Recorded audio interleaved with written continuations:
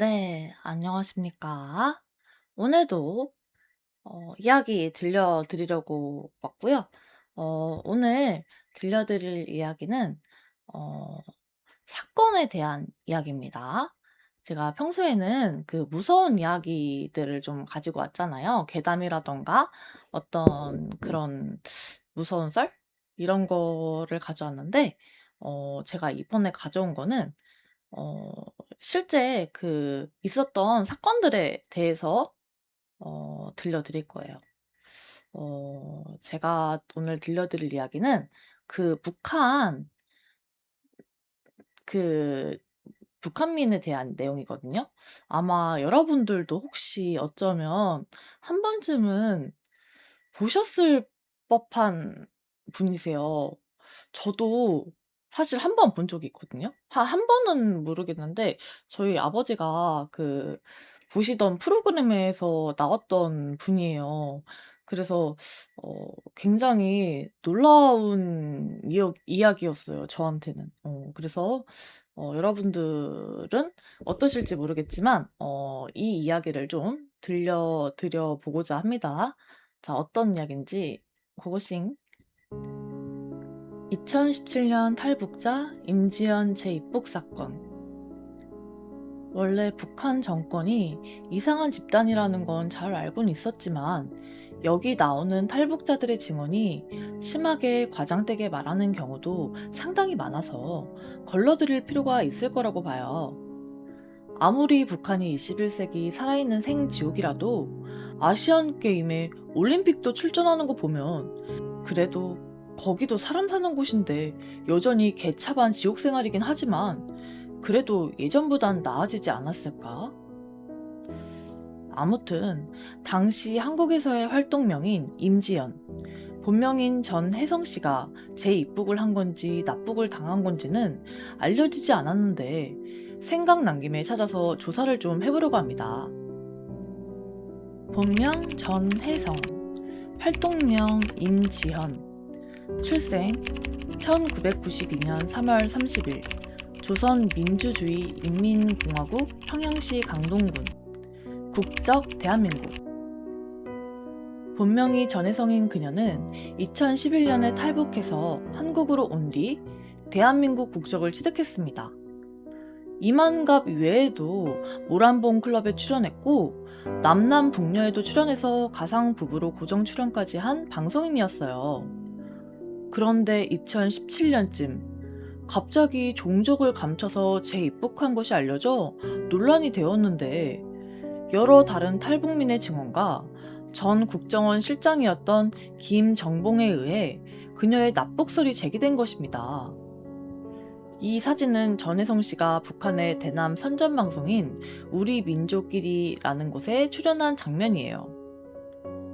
한국의 모든 방송에서 하차하고 호련히 사라졌던 그녀가 2017년 7월에 다시 북한으로 돌아가서 흰 저고리에 검은 치마인 북한의 한복을 입고 김일성과 김정일 휘장을 단 채 북한의 대남 선전 방송인 우리 민족끼리에 출연한 장면이 보도되면서 큰 파장이 일어났습니다.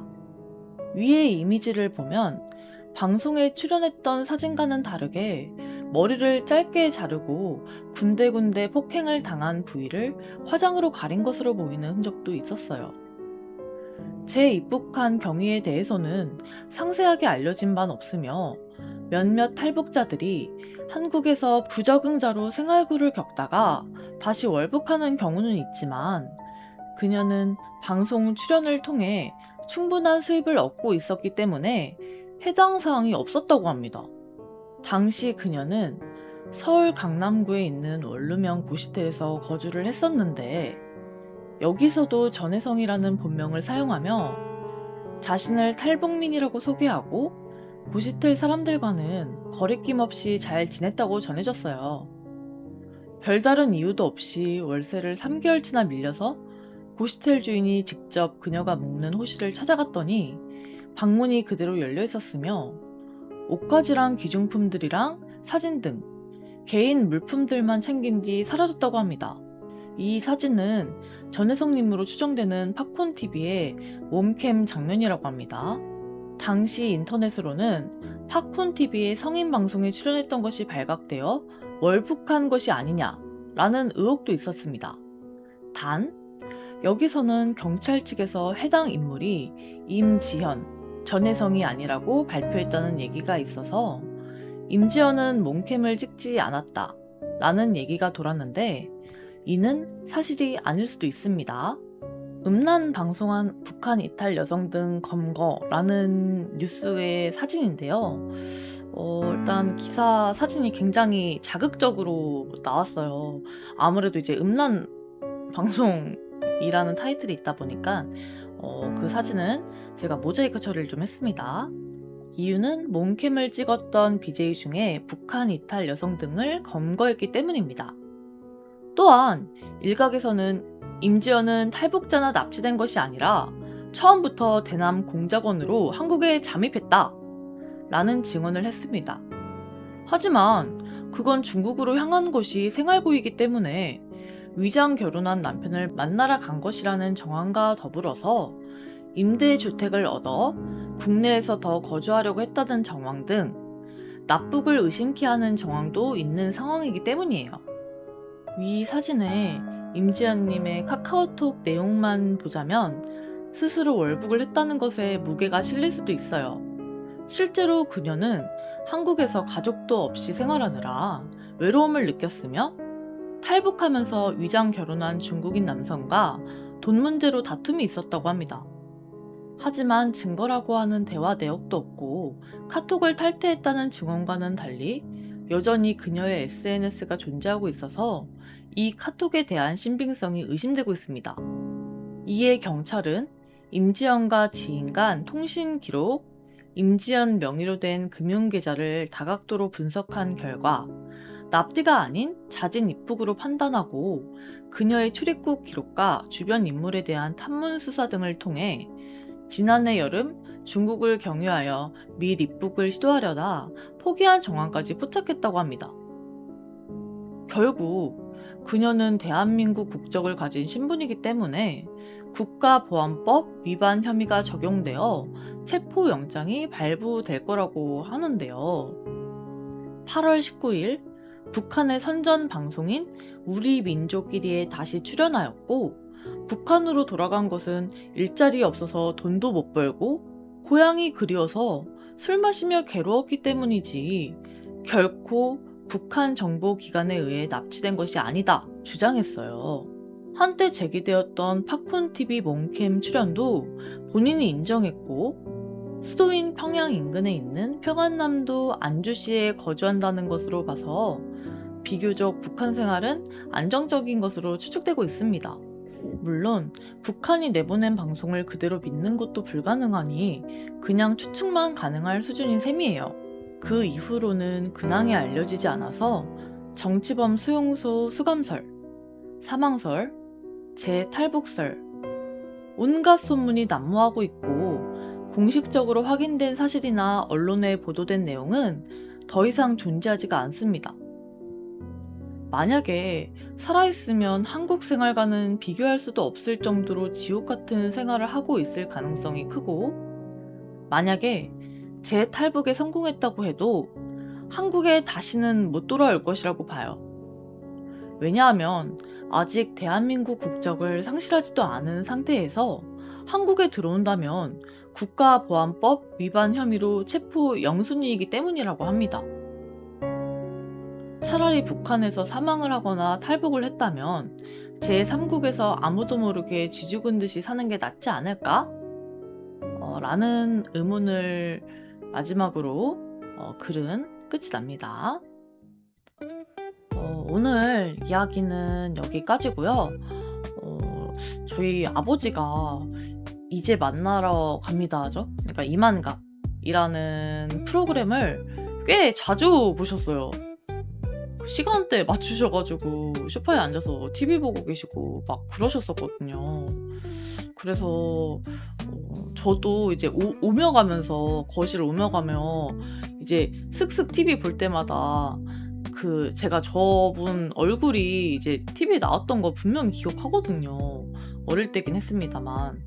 그래서 굉장히 좀 충격이었어요. 뭔가 시간이 흐르고 나서 뭔가 오랜만에 어디선가 봤던 얼굴이라던가 아는 얼굴을 만나면 되게 놀랍기도 하고 막 반갑기도 하고 그럴 때 있잖아요. 근데 그 감정은 잠깐이고 내용을 보니까 너무 충격적인 거예요. 그래서 그 프로그램에 나와서 그런 슬픈 어떤 일화, 비화, 뭐 이런 이야기들을 얘기하시면서 눈물도 흘리시고 이런 것들을 제가 봤던 기억이 있어가지고 내용이 저는 상당히 충격적이었습니다.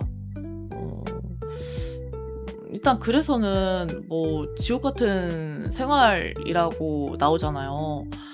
근데 제가 일단 이만갑에서 본 내용도 좀 그런 내용이긴 했거든요.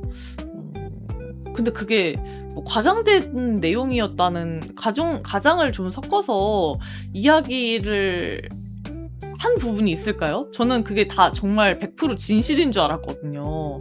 그래서 사실 그렇게 생각이신지 글쓴이님의 생각이신지 아니면은 진짜 그런지는 제가 잘 모르겠지만 아무튼 그게 사실이라면 좀 충격일 것 같아요. 하지만 제가 알고 있던 게 또 진실이라고 해도 또 충격일 것 같습니다. 내용들이 꽤나 슬프기도 하고 충격적인 내용들이 좀 있었기 때문에, 그러니까 저희가 기본적으로 상식이라고 생각했던 것들이 다른 부분이 있기 때문에 어쨌든 제가 아는 내에서는, 기억하는 내에서는 뭔가 그랬던 것 같아요. 그래서 좀 뭐 다 기억나진 않지만 옛날에 봤던 거라 되게 좀 충격적인 충격을 받았었던 걸로 제가 기억을 하고 있어요. 어쨌든 임지연님이라 해야 될까요? 전혜성님이라 해야 될까요? 그분이 요즘 뭐 종적을 알 수 없다고 나오잖아요. 근데 그래도 뭐 어딘가에서는 잘 지내고 계셨으면 좋겠습니다. 아직도 제가 어렸을 때 봤던